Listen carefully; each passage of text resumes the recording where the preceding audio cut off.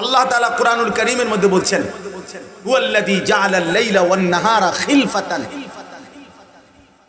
আল্লাহ তাআলা বলেন আল্লাহই রাত এবং দিন পর্যায়ক্রমে বাই সিরিয়াল, একবার রাত একবার দিন, একবার রাত একবার দিন এনে থাকেন।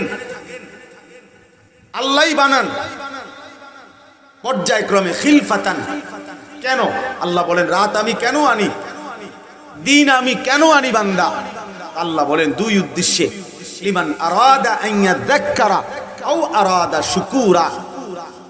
আমি আল্লাহ তাআলা রাত বানাই, দিন বানাই এই উদ্দেশ্যে, আমার যে বান্দারা আমি আল্লাহর জিকির করতে চায়, আমার ইবাদত করতে চায়, আমার স্মরণ করতে চায়, আমার গোলামি করতে চায়, তাদের জন্য আমি রাত আনি, তাদের জন্য আমি দিন আনি।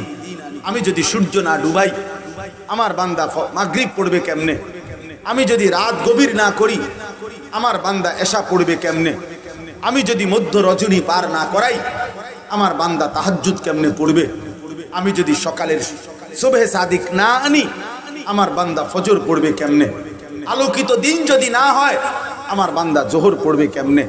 আল্লাহ তাআলা বলেন আমার বান্দা যেন ইবাদত করতে পারে, আমাকে স্মরণ করতে পারে, আমার গোলামি করতে পারে, ও আরাদা শুকুরা, অথবা যারা যারা চায় আমার দেওয়া নেয়ামত ভোগ করে আমার শুকর আদায় করবে, আমি আল্লাহ সেই কৃতজ্ঞ বান্দাদের জন্য দিন আনি, রাত আনি। আমার স্মরণকারী বন্দিগিওয়ালা বান্দাদের জন্য আমি রাত আনি, দিন আনি। এজন্য দোস্ত, কোনো বাটফার সিটারের জন্য, কোনো সুদখোর ঘুষখোরের জন্য, কোনো হারামখোর জেনাখোর ব্যভিচারীর জন্য, কোনো লম্পট জেনাকারী ব্যভিচারী সারা রাত মোবাইলে উলঙ্গ ছবি দেখে, নাফরমান যুবক তোর জন্য রাত আসে না, সারা দিন সুদের ব্যবসা করে হারামখোর তোর জন্য দিন আসে না। আল্লাহর গোলামি করা বান্দাদের জন্য রাত হয়, দিন হয়। মনে রাখ।